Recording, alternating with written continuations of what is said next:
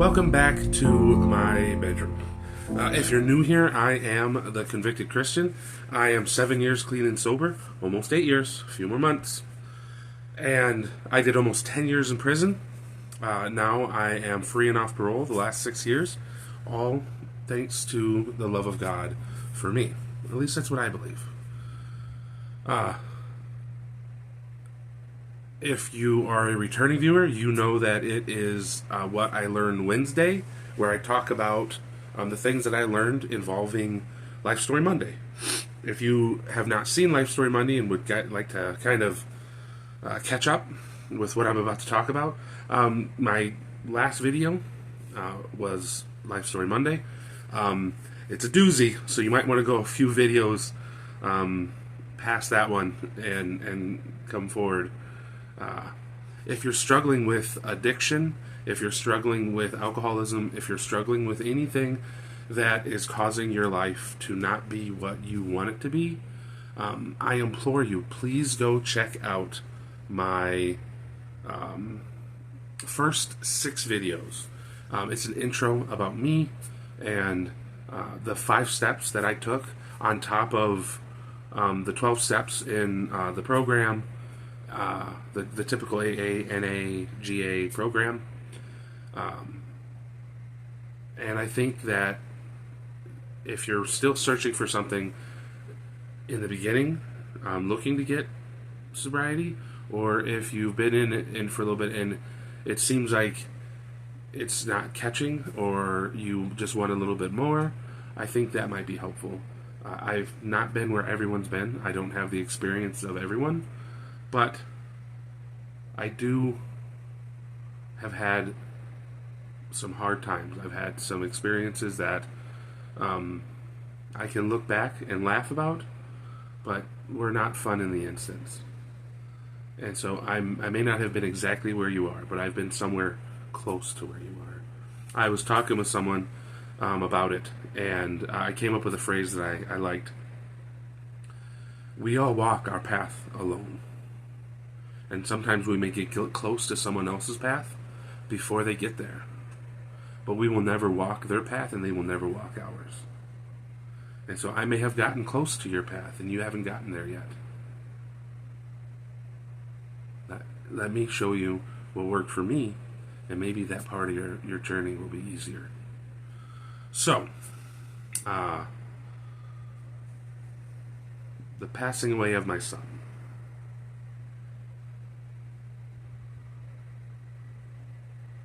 It's a hard one. I think, the number one thing that I learned, maybe not the number one, but the most evident one, is that because I was already starting to find value and worth in my own life, this really cemented a human value, the value of a life, even if it's not my life. And it really made it so that even though I don't know where other people came from, I don't know why they choose what they choose, I don't know where they're going or where they've been, but they are valuable. It may not be, in a grand scheme of things. They may not be the next president or an astronaut or a religious leader or someone of what the world would consider importance. But they're important to me, just as humans. Just because human compassion was learned after losing my son. And I started seeing it in the prisoners around me. I started seeing it in the inmates, county jail inmates around me. I also started seeing it in the guards. The humanity and the compassion that it begs for.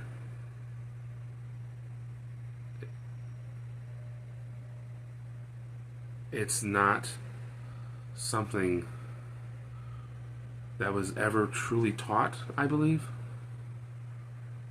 but it's something that we all know. And more and more it seems that we ignore.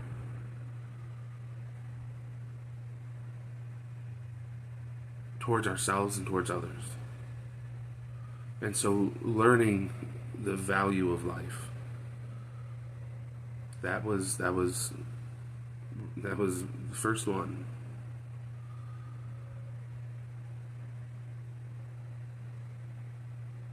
I had to learn that my judgment of others' past mistakes does not make who that person is. Now, they may choose to be that person. They may decide that I'm a criminal, so I'm going to stay a criminal. Oh, man. You know, when you got 4 girls in the house, you find hair everywhere. Anyways. And so they choose to be that person. They choose to be their mistakes. And I did for a very long time. But there are so many people that are running headlong into a wall in their life over and over and over again. Because they only see their past mistakes. They only see their past decisions, choices. And if only they would just lift their head up a little bit, they would realize that it's not who they are. And that wall they keep hitting their head against, they could easily step over if they wanted to. But it's hard, and it takes work. And not everybody's willing to make the sacrifices necessary of looking inward, dealing with the pain. And something that we can do to make it a little easier to facilitate that change is not seeing their mistakes as who they are. There have been countless people that have done horrible things, terrible things, and they had to prove themselves that they've changed, and they went on to become loved and cherished, and they changed people's lives in ways that no one else could. And me judging them is not going to help them make that change, because I will just be another reminder of what they may have done,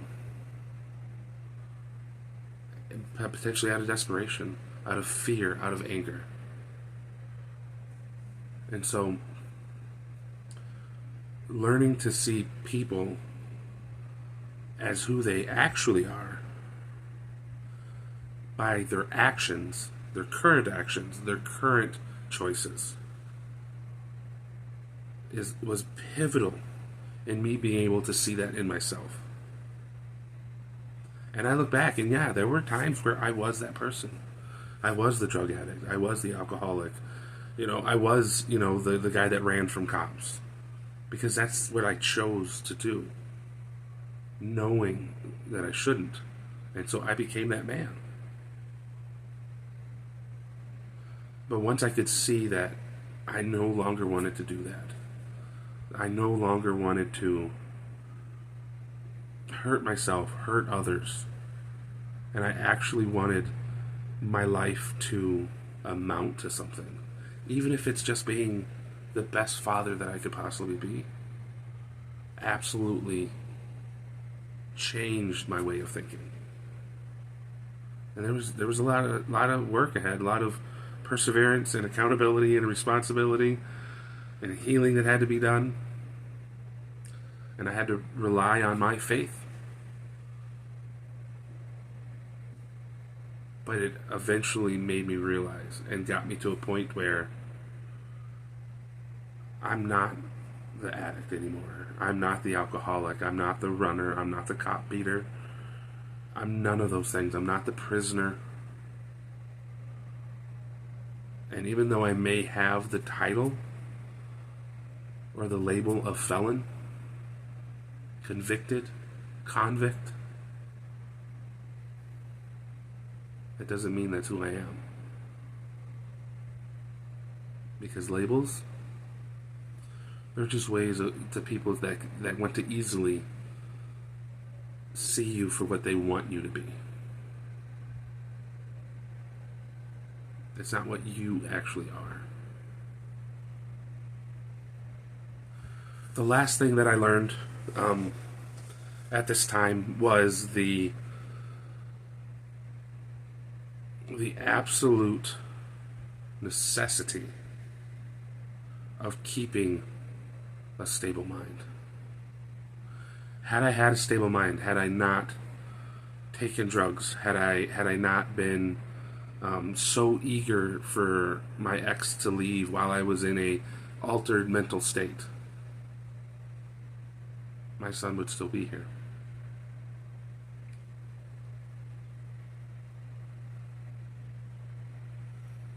And he would be 14 years old, double the age of my oldest daughter in this house. And I would get to see who he took after, how tall he got, what color hair he had, if he had my eyes, or if he had his mother's. But because I chose to have an altered mental state, knowing that I was going to be watching children, or there was the possibility of it, opened the door to what happened.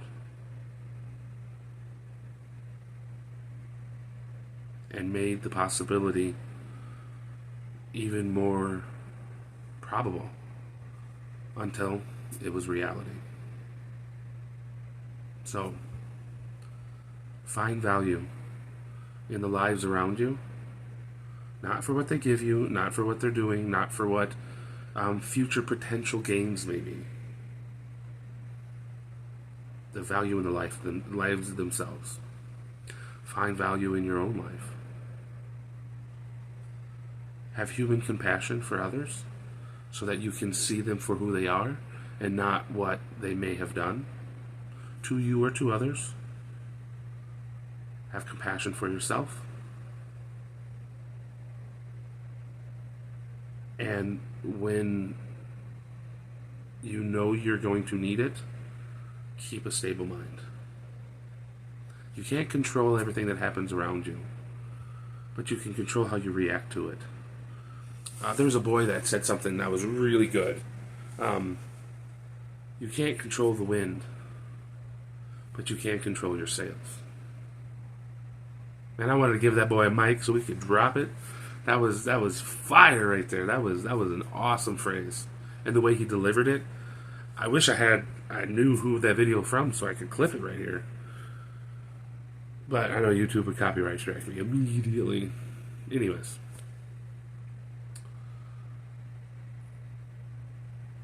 For those that actually watched and stuck through the video from Monday, thank you. If there's anyone here that decided that they needed to unsubscribe and they couldn't, be a part of supporting me, I hope that you go in peace. I hope that this doesn't, cause any emotional or mental stress in your life. I appreciate all the support you've given me up until this point. And I only hope that whatever you're doing, wherever you're going, it's onward and upward. And I hope God blesses every part of your life.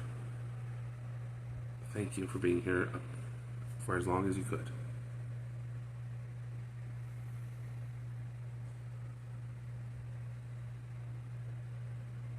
So, always remember, guys, if we're going to change the world, we have to value ourselves appropriately so we can change ourselves. I hope you guys have a good night, and I'll see you Friday. It's not going to be a great video, but I'll explain it on Friday.